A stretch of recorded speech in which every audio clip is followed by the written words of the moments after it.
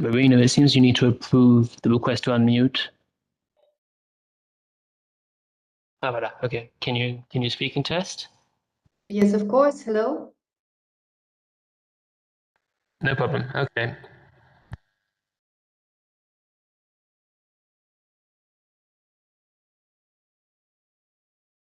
So it's all Same thing, Carolina. You need to approve the request to unmute. And test, of course.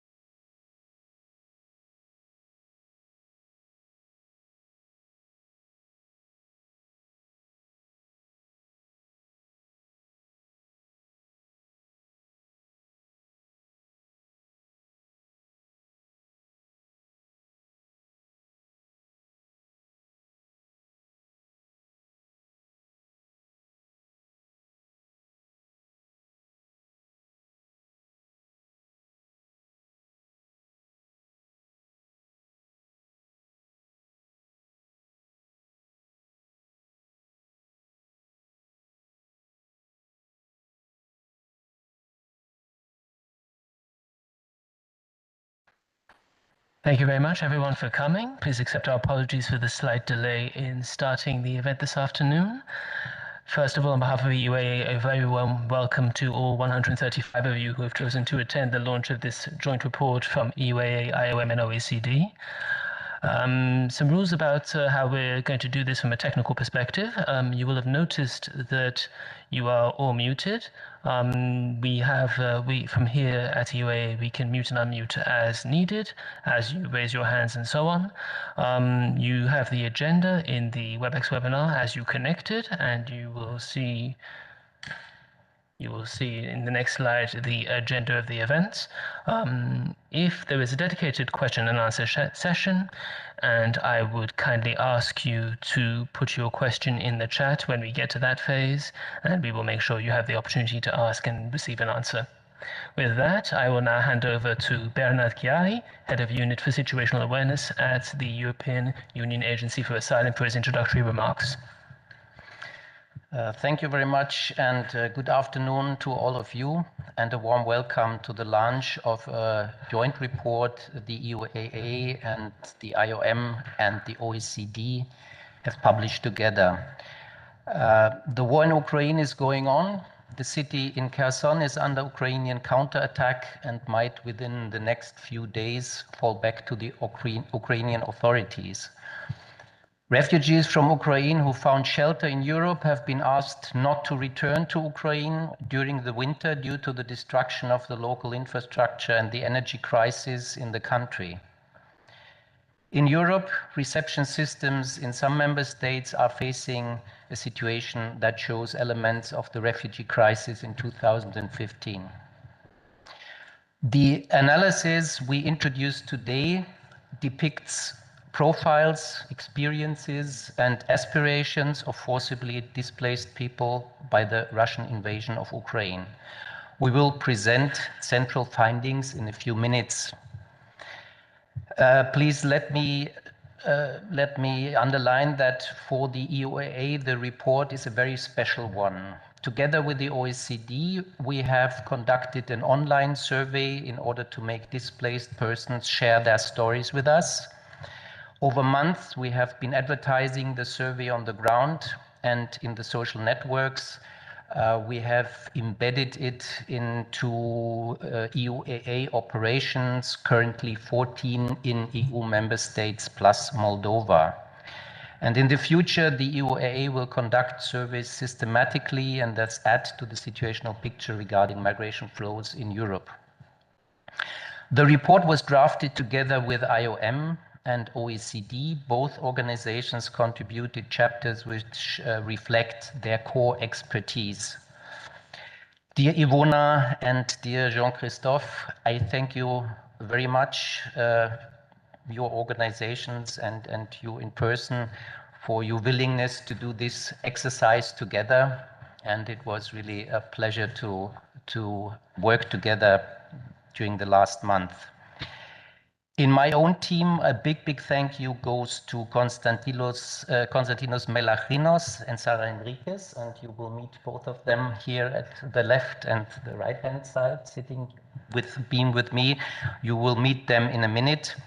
And a big thank you also to Carolina Samento, Teddy Wilkins, and Anthony Albertinelli. Beside the EUAA part, the team was responsible for the editorial process and merging contributions from organizations with different methodologies, wordings, and style guides into a functioning text. So thank you very much for taking this challenge and for having this done. One of the many things that connects the EUAA and the IOM and OECD is the common understanding that we must care for people arriving from Ukraine. And this report gives the victims of war and violence a voice. Having said this, I would like to hand over to the IOM for some introductory remarks. Please.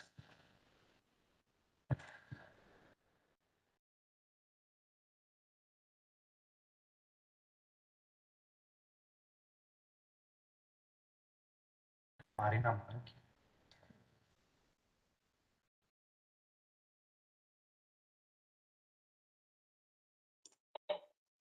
Thank you so much, colleagues from European Union Agency for Asylum, for supporting us with some of the little technical glitches which we are trying to resolve. But it's wonderful to be connected today for this very important launch of the report. Indeed, Bernard, the teams have been working very hard in the last months, and I would like to also join your expression of gratitude for the hard work of each of our colleagues who has been really going beyond the regular workload and really trying to make the most of our collaboration. Because indeed, what is unique about this report is that it is not just presenting the plethora and wealth of data that we have in each of our institutions.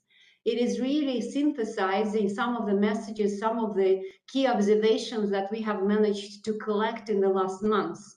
From our end, the International Organization for Migration, which I represent today, so the collection of information in situations of such crises as which is right now affecting Ukraine, but also neighboring countries, is very crucial. We immediately deploy our data collectors to ensure that we hear from the affected people, families immediately about their needs. That's our displacement tracking matrix instrument, which is geared towards capturing data on the immediate situations and immediate needs which require support within the humanitarian response. But what is interesting about the situation on this report, that it goes beyond identification of humanitarian needs. It really starts pointing to some of the longer term support measures which are required, because indeed, as you mentioned, some of the population groups will not necessarily be coming back. And that's why when I was looking through the text yesterday, so what struck me is in this report is indeed those little snippets of actual testimonies of people whom we interviewed. For me, that was really a revelation, because numbers are important. But what is much more important is really to see the needs and to understand, and the needs are completely different. They are quite individual. So how can we consolidate that information and really help us design responses which really target and support in the best manner? So this is at the core of our work, of our data collection, the displacement tracking metrics baseline data collection which we have. What is interesting is that we also piloted some innovative ways of collecting, and complementary to the data on population groups who fled the country. So of course, our strength bringing to this collaboration is our collection of data on the situation of internally displaced population groups. And my team today is going to present the results of the situation of IDPs on the numbers, but also some of the most acute needs. What struck me is, of course, demographic profile, is the, of course, high prevalence of female population groups in the populations whom we observed. But I was particularly struck by the number of children, because children on the move, they require completely different responses than the regular displacement.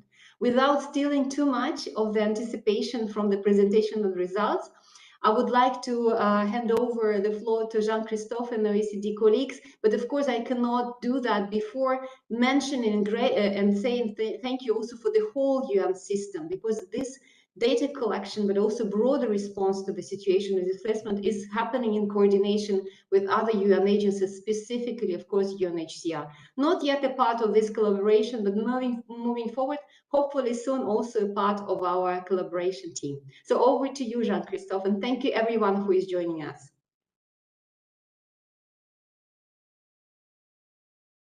And somebody needs to unmute, otherwise we can't do it ourselves.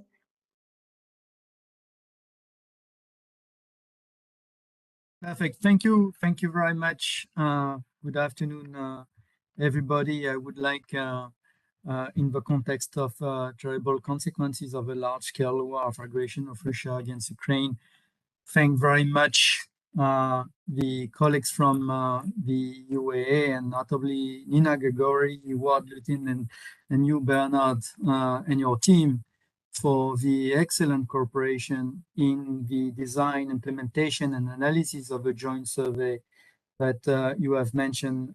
Tell us your story. Hopefully, this is an ongoing exercise, and we will continue to use that tool to collect the voices of displaced Ukrainians in Europe. I want also to take this opportunity, obviously, to thank the very close colleagues from IOM and Marina and all those who are involved in the preparation of this report, because I think that by putting this two sets of information together on those who are displaced within Ukraine and those who are displaced outside Ukraine, we are capable of providing a full picture of the situation. Obviously, this is not a representative survey as far as the UAA OECD survey is concerned, and we should be cautious in the interpretation of some of these numbers.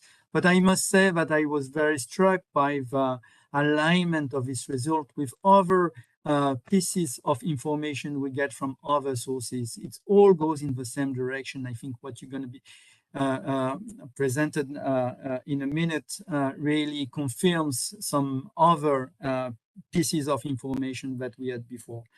But more importantly, I think this survey really helps to better identify the needs, and in particular of children. I would join Marina in what she said before, and the work we do with UNICEF, also together, UNHCR and OECD in the context of IDAC, I think can benefit from this additional information we have gathered today. But also because this survey is shedding light on the intention, the aspiration, the experience of people. And again, yes, I really encourage everyone to take a look at the testimony that are included in this report, because I think they tell us a great deal about the experience that people are going through in this context, positive and obviously sometimes less positive. We very much look forward to continuing this cooperation with EUAA and obviously IOM colleagues. Maybe we want to focus in the next phase on the issue of a labor market and economic impact, on the issue of dual intent solutions that enable rapid integration in destination country while not hampering the likelihood of return to Ukraine when the situation improves there, but also working together on better anticipating future flows and secondary movements. With that, I would like to thank again all those who are involved, and in particular Bernard Carey and his team for the excellent cooperation over this process. Thank you very much.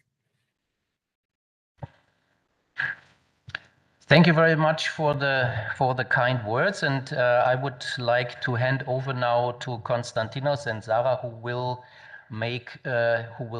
give us some results from the study from an EUAA perspective.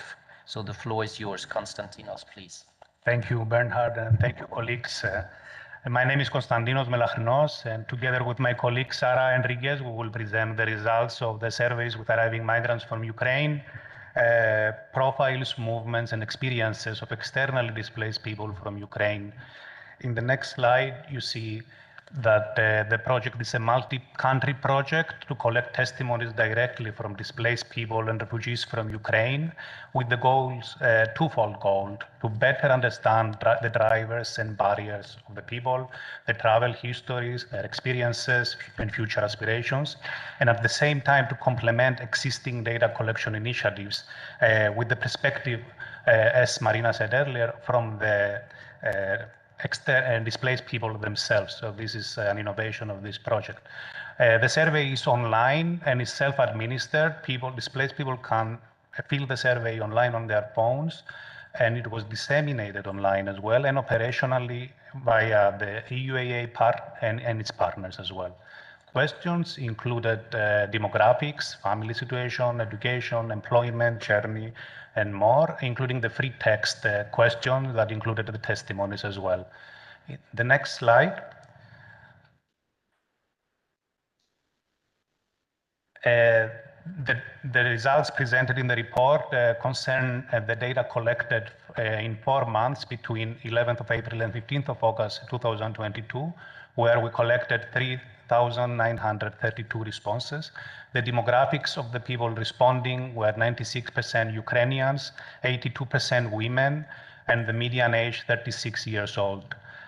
4 in 10 of the participants in the survey traveled only with their children, whereas 3 in 10 traveled with dependent adults as well. 5% have left children in Ukraine of the respondents. And importantly, the ages of the children, this is important for the needs of education of this population. 4 out of 10 children with the respondents are teenagers, whereas 3 in 10 are 0 to 5 years old and 3 in 10 are 6 to 10 years old. In the next slide.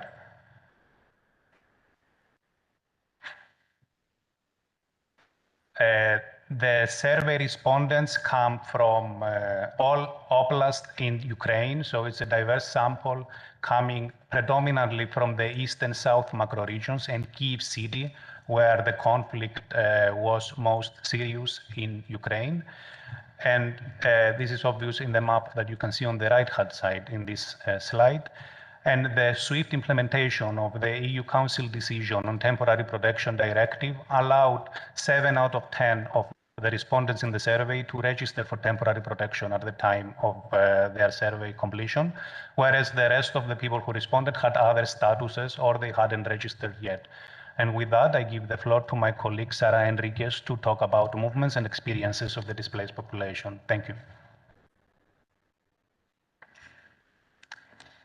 Thank you, Konstantinos. I will continue presenting some of the results and data that we discussed in the report. The report also includes information about movements in the EU+, the respondents' preferred destination, countries, and future intentions in terms of onward traveling.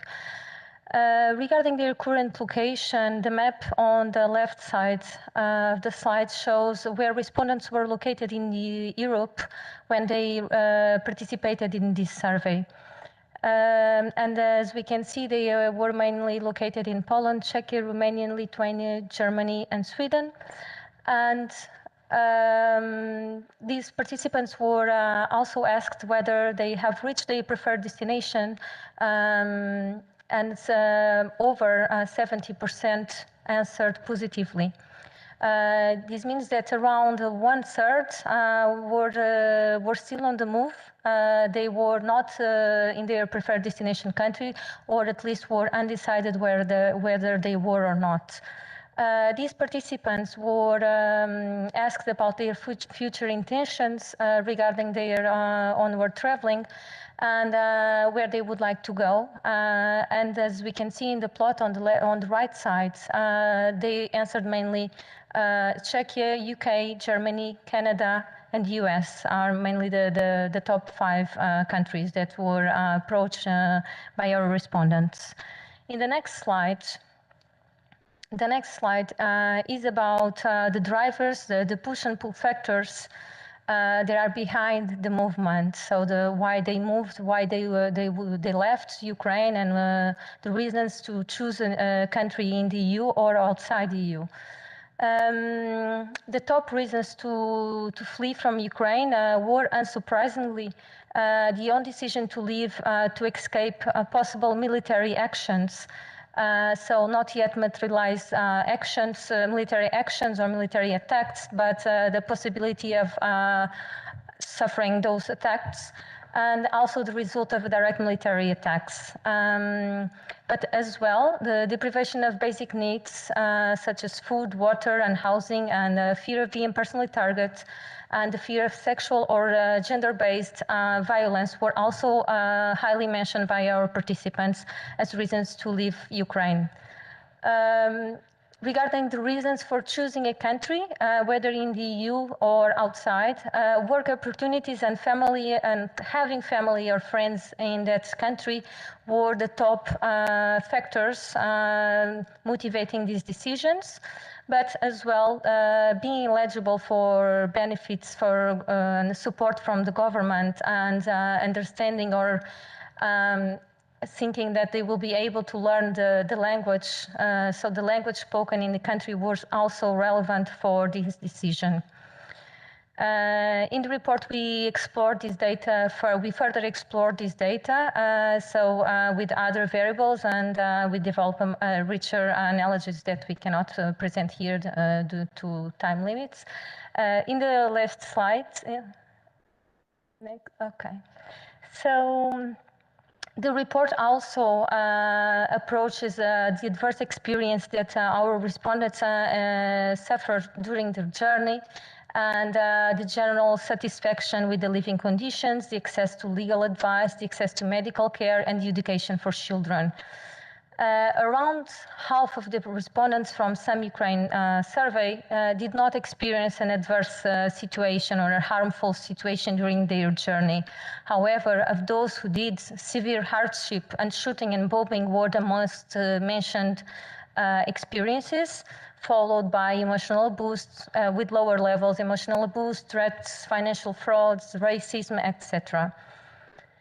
Regarding their current situation in the host countries where they are, and using a Likert scale from 1 to 5, it's possible to see that their satisfaction levels are slightly positive, and they are slightly higher for the living conditions and for the access to education for children. In the next slide. In the next slide, so the following slides are about the voices of forcibly displaced people from Ukraine, so the testimonies that we collected. As explained before, the Some Ukraine survey included a free open text question in which respondents were asked whether they would like to share more information with us, whether they would like to tell their stories, more their journey, and tell more about their current situation in the host countries. They are free to write wherever they would like. There was no guidance or specific question here. And we then performed, we received around 500 testimonies, and we performed qualitative content analysis and sentiment analysis as well, to try to understand the most common themes that emerged from these testimonies. And the first theme, the first most common theme was people, including people, children, and family. And here, mainly the respondents from Some Ukraine expressed gratitude and satisfaction about people in host countries that received them and that helped them during their journey, and this discourse was mainly positive. However, they also expressed concerns with people they left back in Ukraine, their families, etc., and also dependent people as elderly and children and people with disabilities that fled the country with them, and how they will provide and support them in the host country. When talking about children, the discourse was mainly negative, and it talks mostly about the difficulties of escaping Ukraine with small children, and how terrified children were while they were in Ukraine, and health and also mental health issues that came thereof, and such as constant crying, high levels of anxiety, fears, mutism, and deprivation, sleep deprivation, nightmares, hunger, etc. And of course, this discourse was mainly negative. And regarding positive aspects regarding children was mainly about, the respondents talked mainly about the education in the host countries, that they were able to have, to apply their children for education, or they were receiving online classes, and also having their children safe. Regarding family, the topic was both positive and negative, mainly positive regarding the host families that received them at their houses, opened their doors and received them, and the negative aspects were mainly about the family that were left in Ukraine and the consequences that came from there. In the next slide, we can see the second theme that we identified, which is accommodation. In this theme, respondents talked mainly about housing and residence permits, and it was mainly negative.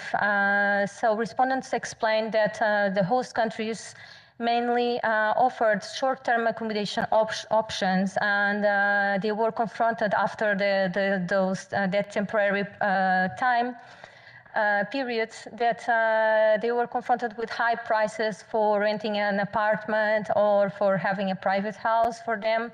And of course, this discourse was negative. And regarding residence permitted, the discourse was exclusively negative, focusing mainly on excessive bureaucratic processes, misinformation, and fraudulent situations that these respondents were confronted with in the host countries. In the last slide, we can see the third most common topic that emerged from the analysis, which is assistance and support, which work mainly as synonyms. And they were very negative as well. And so respondents reported issues with financial and monetary assistance that they were hoping to receive in host countries. And either they did not receive it yet, or the amount that they received was not considered satisfactory for their needs. They also talk about excessive bureaucratic processes and having a poor understanding of the eligibility criteria to be able to apply to this type of support, of monetary and financial support. Regarding some more positive aspects of the discourse about assistance, the respondents mentioned humanitarian assistance and immediate reception assistance, or AIDS, when they reach the host countries. Of course, the report has much more information that we were able to share here. So I would like to leave here an invitation for everyone to check our website at UAA and access the report, download it and read it. Thank you. I will pass the floor to Carolina from IOM. No, I'm sorry. Thank you very much, Sarah. Due to technical reasons, we would like to change the order of contributions, and I would ask to OECD first to give us your results, please.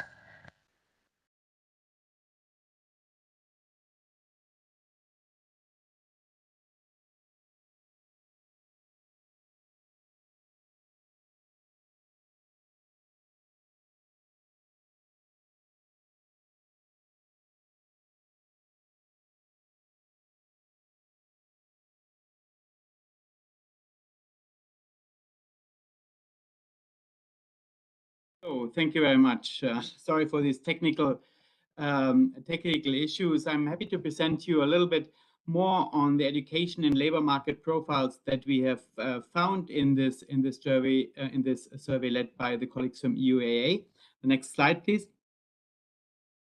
One of the things that's pretty apparent here, you see basically this is an extrapolation that we have done on the base of Google searches for different key needs like finding an apartment, job, school, and money that have been made in Poland and in Ukrainian language. So this is a Google Search Analytics, and you see that basically finding a job was actually quite high in the very early days and surprisingly somewhat declined, whereas other issues like school, money, and apartment remained pretty high in terms of searches. That was an interesting finding. So that also shows that there was a relatively strong keenness in entering the labor market in spite of the profile that we see, and to which we'll get back in a minute. However, the very first data that we have seen in terms of labor market integration show a rather mixed picture, so to speak, with some relatively high labor market, relatively high numbers entering the labor market in countries like Lithuania, Poland. So the Baltics and Poland are pretty high. Also the Czech Republic, and a lot less in other European reception countries.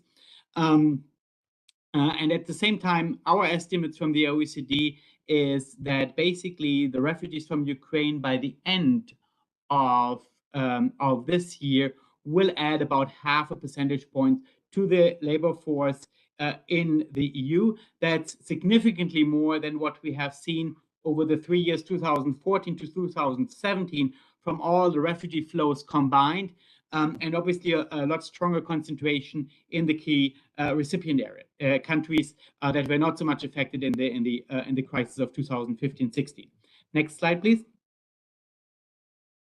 So one of the interesting findings, and one of the things where really we believe also that the survey provides a great value added, is that we have information on the region of origin, and because of the same, if you have a bias in the survey, basically it's going to be the same across origin regions most likely, and still you see a very strong concentration of highly educated in the key city region, whereas you have a lot less strong qualification profiles in some of the other regions. So what we also would expect, that basically from the urban areas, clearly the people are more educated, more likely to be educated. You see that also in our data, with also some differences, notably between north and south, with the north being more highly educated than the south or the center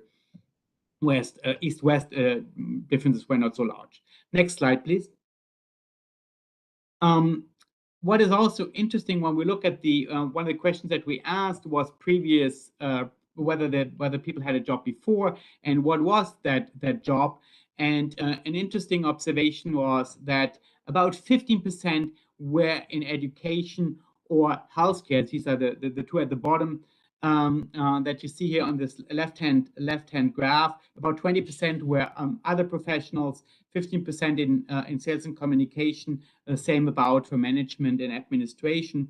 So you see that in those two professions, which are also strongly regulated, we see a significant numbers that have fled Ukraine. And when we look at the main languages, not surprisingly, virtually everybody speaks Ukrainian. 80% speak Russian, about half speak English, and then other shares, other European languages are much less common, with Polish as most important here, followed by German. And also interesting fact that about 3 in 4 speak both Ukrainian and Russian. Next slide, please. So as we have seen earlier, and this is also corroborated by a lot of other sources that we have seen, not only by the survey, more generally, most are single mothers with children, also because of the fact that men in working age basically cannot leave. There's also a significant number of elderly and people with disabilities. And as just mentioned, relatively high in these regulated segments of the labor market, highly regulated segments, health and education, only a small share speaking the host country language, and also the relatively high qualifications level that we have seen and that we'll dig in deeper into in a minute. Clearly, that provides some challenges regarding childcare, regarding the issue of part-time employment, because when you have small children, you can often not be working full-time. The whole issue of the risk of overqualification, that meaning people fulfilling gaps in lower skilled jobs below their formal qualification levels. And that's obviously also linked with the broader issue of the recognition of the many Ukrainian qualifications. And with that, the next slide, please. As you can see here, there's a significant dissatisfaction with living conditions and opportunities in host countries, and that may shape migration intentions moving ahead. You can see that on the scale of 1 to 5, so from 1 not happy to 5 very happy. Overall, the satisfaction level, as also has been seen in the presentation by the EUAA colleagues, is relatively high. But those who have not reached their final destination tend to be significantly less happy. So that's probably also something that's related to the tendency to on-migrate, and that's certainly interesting to explore a bit further on. So with that, next slide, please. With that, I will conclude, and thank you very much for your attention, and we remain ready, Jean-Christophe and I, for any questions that you may have. Thank you. Thank you very much, Thomas. And I would like to hand over to the IOM, please.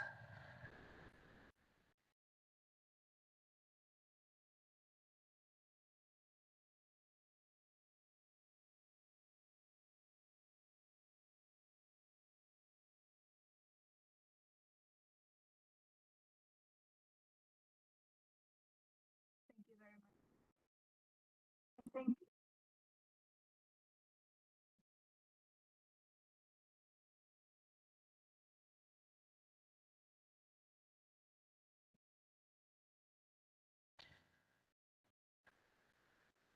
Carolina, we cannot hear you yet.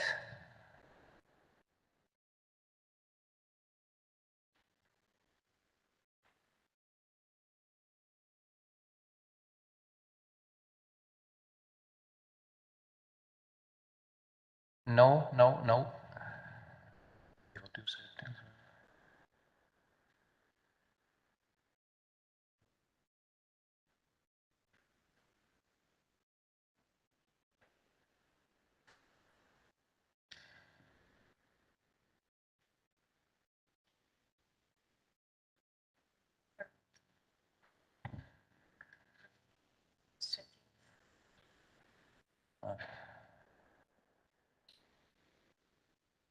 Here audio settings.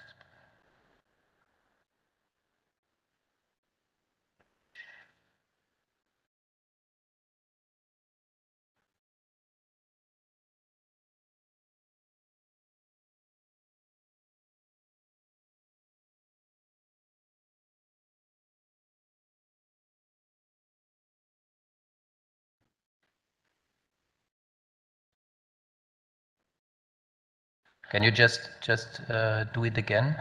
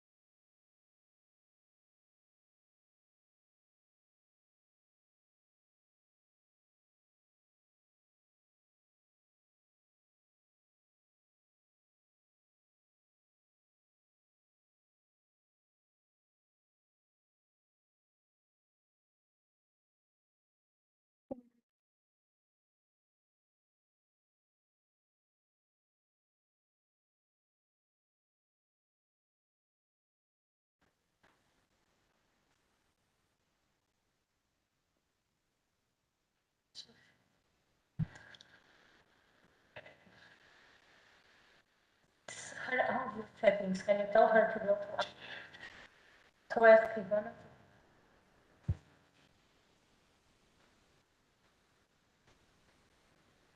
No, no.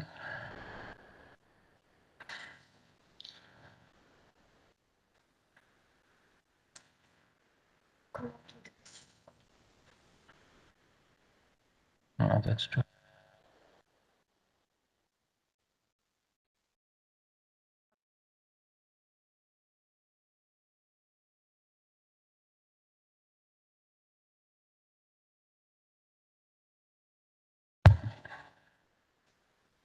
Perhaps you can connect with the phone. We see you green, but we cannot hear you. Something is not working.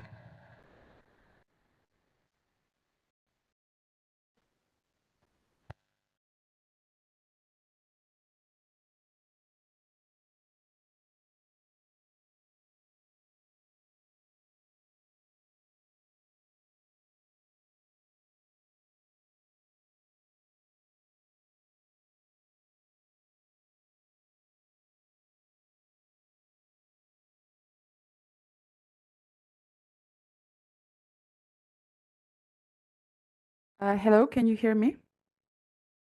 Yes, yes, Okay, loud and so clear. yes, while we wait for Carolina to fix the technical issues, and I would like to first apologize because she has just arrived directly from Ukraine to Slovakia, and the technical connections and challenges are understandable, especially when colleagues are on the move. I hope that Carolina can join us in few minutes, but just not to keep the audience waiting, since it's Friday late in the afternoon, and I think there's a lot to digest. I would like to start by presenting a bit of the results of the IOM work in terms of data collection when it comes to internal displacement within Ukraine. Something that has been done jointly with the great support from the Canadian Embassy, the German government, but also the people of Japan. If we can go to next slide, then you will see that since the beginning of the war in Ukraine, the next slide, please. IOM has started to implement data collection on estimating the number of internally displaced population within Ukraine, but also to try to collect critical information on their profiles, their needs, and future intentions. The results from this data collection exercises, which in the beginning were bi-weekly and later become monthly exercises, were quite important to document the evolving patterns of displacement, but also the evolving profiles of the people which are being displaced, their needs, and how their intentions worked or have changed over time. The results that are featured in this joint endeavor between IOM and EUAA and OECD partners are from the round 8 of the data collection. There are more recent data or findings which are available.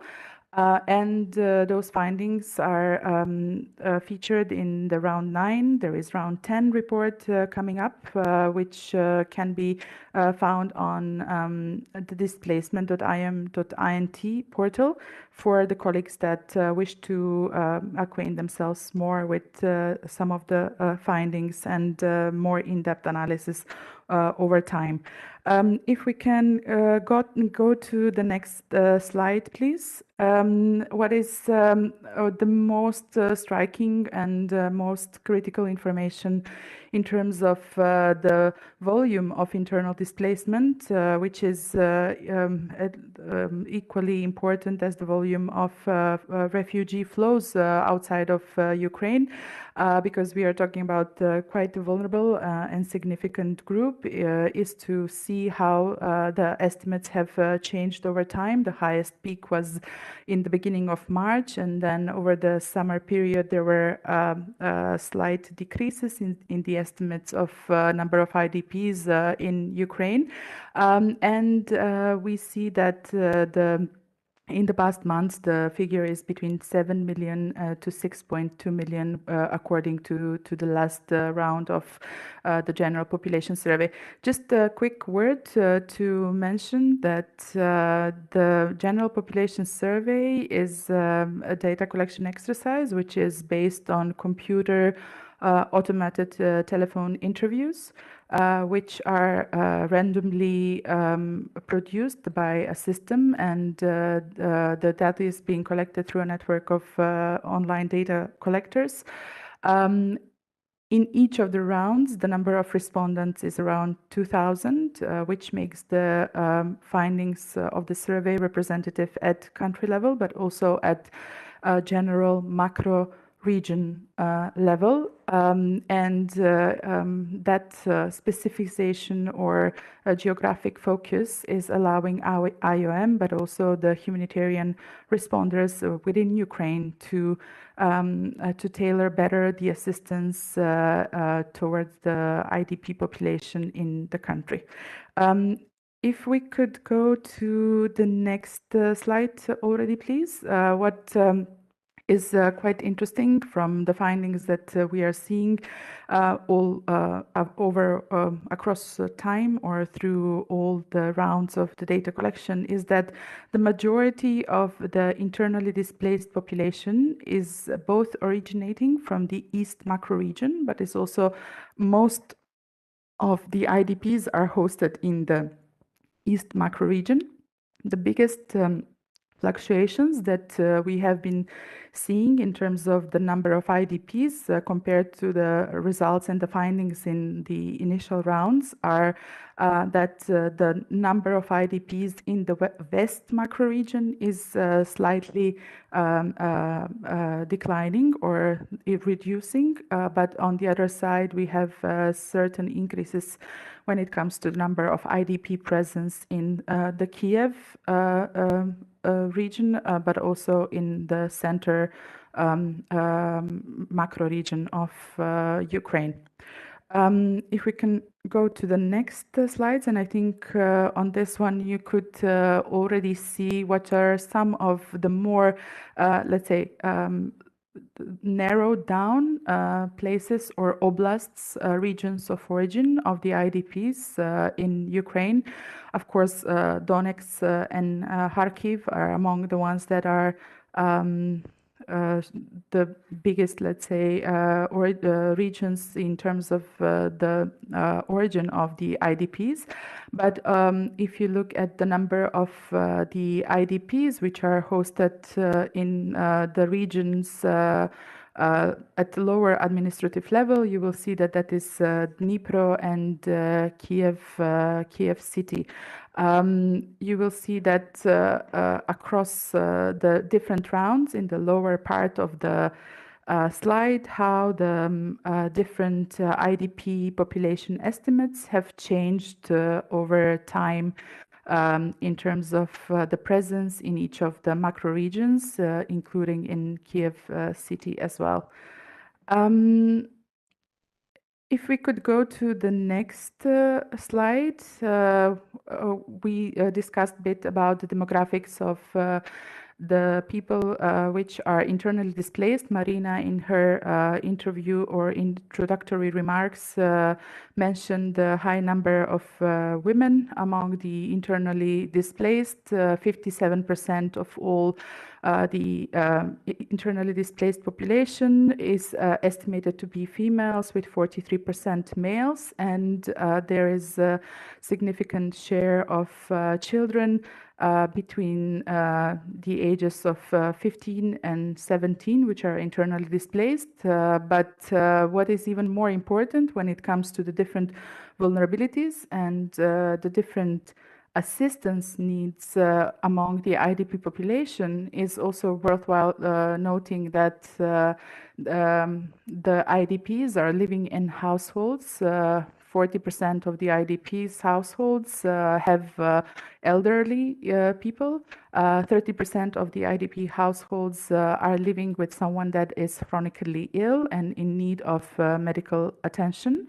And a lot of them, or almost a quarter, are living with persons that have a form of disability, either a cognitive or mobility impairment, or hearing or visual.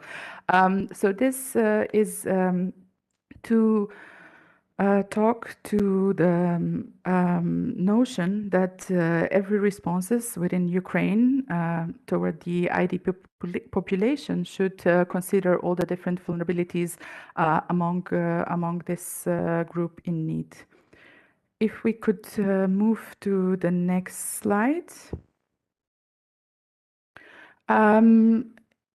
The survey is also looking into the further intention needs of the IDPs which are in Ukraine, in terms of whether they are planning to return to their habitual place of origin, or if they are planning to integrate in the current location, as well as whether they have certain needs to resettle in a third location, or it will depend on the situation. You will have the different options and how those different options have been ranking from round 7 up to round 9. When it comes to the plans for return, they are still the highest response among the IDPs in Ukraine. And on the right-hand side, you will see how are the different dynamics between not only the different intentions, but also a bit of a gender analysis of the responses between the males and the female respondent of the general population survey.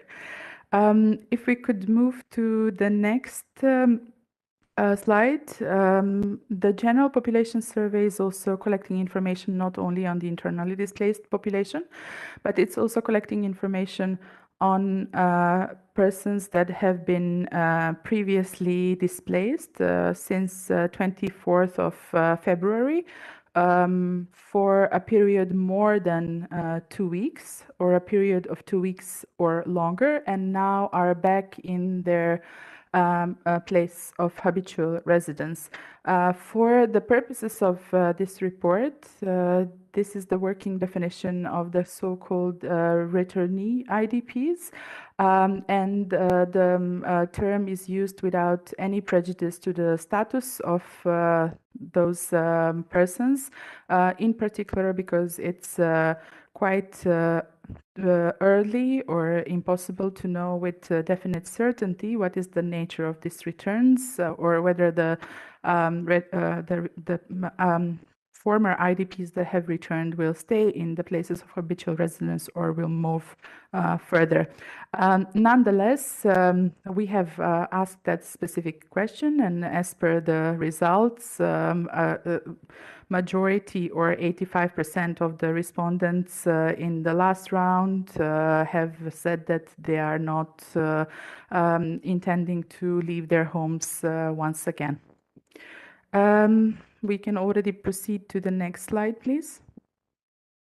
Bit also on the returnee demographic, similarly like with the IDPs, the share between the returnees and the female returnees and male returnees is same as among the IDPs. So 50% of all returnees are female and 43 are male, and similar vulnerabilities among the returning population as the one reported among the IDP population in terms of living in households with members that are either chronically ill, are elderly, or households with a high number of children.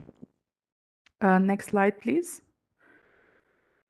And just very briefly, in terms of the patterns of the returnees from where they originated, where were they displaced, and where they are returning to, you will see that majority of them have been returning to Kiev city and to the Kiev region.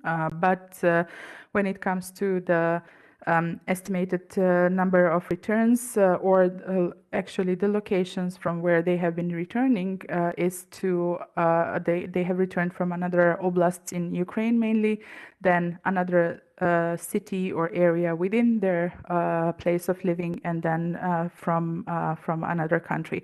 From the 6 million returnees estimated to have been previously displaced and now have returned in their countries, in their places of habitual residence, approximately 20% are estimated to have been previously been displaced outside of Ukraine and then returned home, while the remaining 80% have been displaced within Ukraine. Next, and I think this is perhaps the last slide, I'm just checking quickly if my colleague Carolina is online and want to jump in. Hello. If you can hear me, colleagues, I'm happy to take over. Can you hear me? Thank you, and thanks so much, Ivona, for saving this. You captured the essence very well. But let me relieve you on this last section. One of the things that the repeated and frequent data collection allows us to do is to track track needs across time and their development as the crisis progresses, but also to compare the needs within the three key population groups of interests. Returnees have been recently identified by the humanitarian community in Ukraine as a key vulnerable population. And so for this reason also we're happy that we are able to highlight the particularities of the needs that this population faces, as well as of course the needs of those who are still living within Ukraine in displacement. Both groups have quite severe needs, as you can see from the percentages. A tip on interpretation here, we see that the highest or the most frequently and most pressing need identified across all groups is the need for cash financial assistance. Staggering 74% of IDPs within Ukraine highlights that they are in need of cash and financial support. This is also underpinned by our findings that we have had since the publication of this joint report, which show that nearly half of all IDPs exhausted all of their savings, and so these are quite alarming percentages. You will also note that a relatively high proportion of IDPs are looking for non-food items such as clothes, shoes. These percentages have grown significantly with the arrival of the colder temperatures, and we are seeing also, in addition, increasing needs for heating appliances and solid fuel, which are not included in this table but are available in our reports. I think because of the time, I will pass the floor now. This should be our last slide, if I'm not mistaken. And thanks again to Ivona for presenting majority of the findings. Over from my side. Thank you very much, Ivona and Carolina. And I must say, after 2 years of Corona, as we see, there's still technical issues to have a WebEx meeting. And having said this, I'm really proud that we today are here to publish this joint report and that we did it together. And it was really a piece of work. So again, thank everybody very much who has been contributing to this exercise. We have now a little time left for questions, and I would ask you if you have a question, then to address it to one of the organizations. This will make it easier to. Yes, indeed. So as we said at the outset, thank you very much for your attention. If you have a question, please put it in the chat and quote the name of the organization it's directed to, and we will do our best to give you an answer.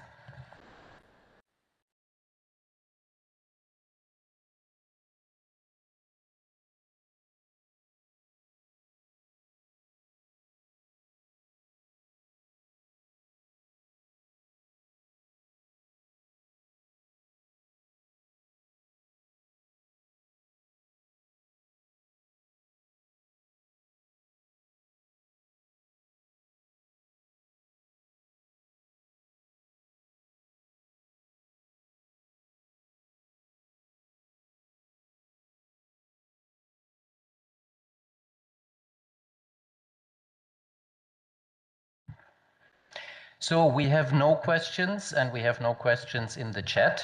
And this means that this report is so comprehensive that probably it answers all questions. One question, please. A very technical question. I will read it out. From Mikolash Solik, what would be the ways to operationalize these data? Will those findings be presented at other intergovernmental fora or to EU governments? Yes, the report will be shared with all the European authorities that are interested in these data. And the report is public, so we will distribute it as widely as possible and have already started to do this. So yes, we will do this as good as we can, and we will put this report to discussion. And the hope is, of course, that it gives political decision makers and within the national reception systems an idea how to what is waiting for us now in the forthcoming winter, and what are the needs. And so yes, of course, we will distribute it as widely as possible. I see Carolina. Carolina, you have a question, or you raised your hand. I wanted to quickly add onto your response to Mr. Solik. Within Ukraine specifically, the government is particularly keen on understanding the situation of Ukrainians who are displaced outside of its borders, as well as any data related to those displaced within Ukraine proper. And so in that practical sense, and this is our main motivation for collecting the data in the first place and later collaborating with external partners on further analyzing them and contextualizing, triangulating, the main motivation is to really underpin the response that is very vast given the scale of the needs. And so really these are very operationally applied within Ukraine proper. That's what I wanted to quickly mention. Over.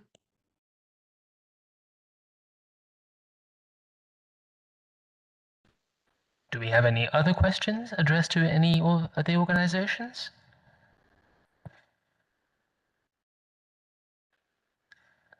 I see no raised hands. I don't see any additional questions appearing in the chat. So with that, I will hand to Bernard if he wants to make any closing remarks. And then after the webinar is complete, if all goes well, the system will redirect you to a download page for the report. There's a question now. Sorry, my apologies. There was one additional question. What were the biggest challenges you faced in collecting the data? Sorry, can you repeat the questions?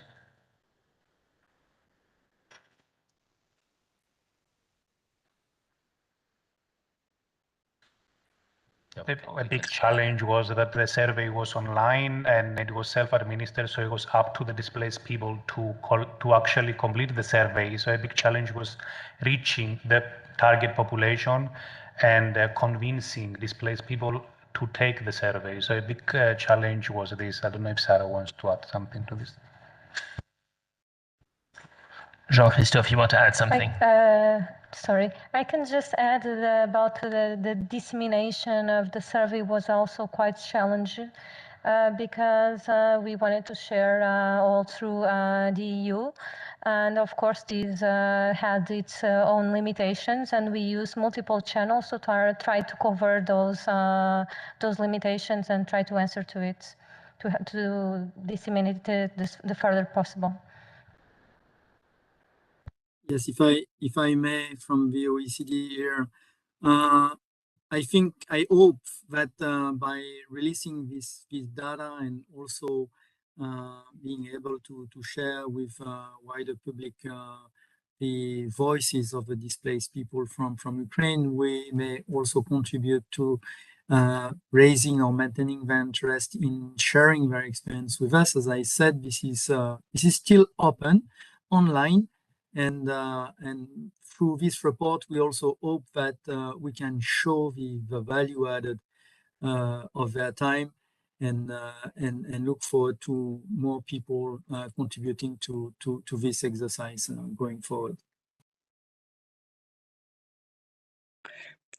From the IOM side, in terms of collecting data within Ukraine currently, one of the reasons we had started with the general population survey conducted by phones is that it was very operationally difficult to implement some of the more traditional tracking approaches that IOM typically did. But even with this sort of remote representative surveys changes, especially last week, for example, given the frequent power cuts and increased rate of air raids. Our enumerators as well as the respondents were not as able to complete the surveys as in previous rounds. It continues to be challenging, but it's one of the advantages of this particular sampling approach that it enables us to be quite flexible despite the adverse circumstances. But this is really only thanks to the continued functioning of some of the key infrastructure, albeit limited. It is still enabling us to collect data. Fingers crossed this stays the case going forward. Over from my side. So I see another question in the chat. Do you cooperate with different local Ukrainian associations in different countries to make these surveys, or only using social webs? I think the question is addressed to all three organizations. We have disseminated the survey with local organizations and local groups that we have found on social media of Ukrainians in Europe. We have reached out to national authorities across Europe and to EUaa operations where we have operations to disseminate the survey and to reach these populations. Of course, if there are more organizations interested to collaborate and disseminate the survey further, they are welcome to do so. The survey is still open, so I would encourage you to get in touch with us if you need any material to disseminate the survey further. Thank you.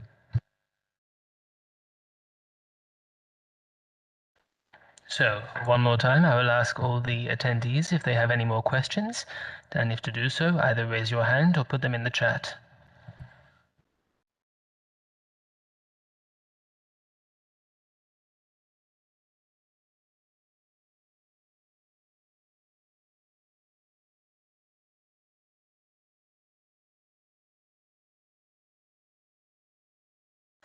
Okay, so we have one question here.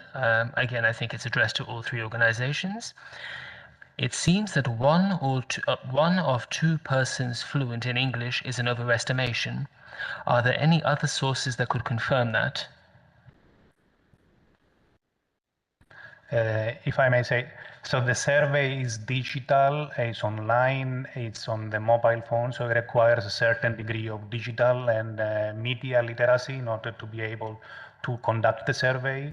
So the survey respondents in an online survey specifically tend to be younger and tend to be more fluent in using the internet. So in this way, we will say that the survey is biased towards people who are more likely to speak English.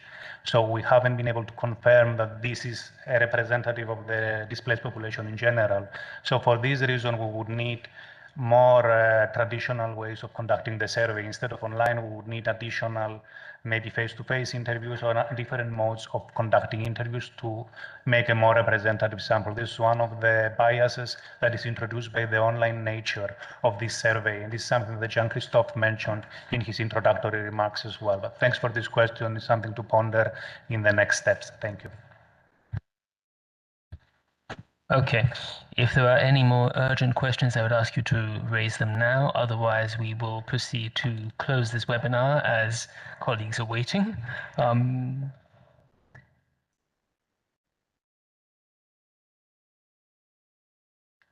Okay, if not, of course, you can always contact the three different organizations independently by email, and I'm sure they'll be absolutely delighted to answer every technical question you may have.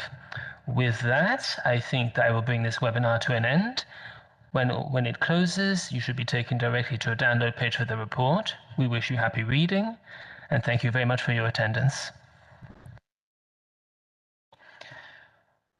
Yeah, thank you very much, dear Ivona and Jean-Christophe, and all of you who have attended this webinar. And I hope you will click on the report and will read it and will distribute it and advertise it. And you are very welcome to send us any kinds of comment or to start a discussion. And in a way, this is a living document, of course, and it will not be the last word said on the migration from Ukraine. So having said this, thank you very much, and have a good weekend, have a good afternoon, and see you soon. Thank you very much. Bye-bye.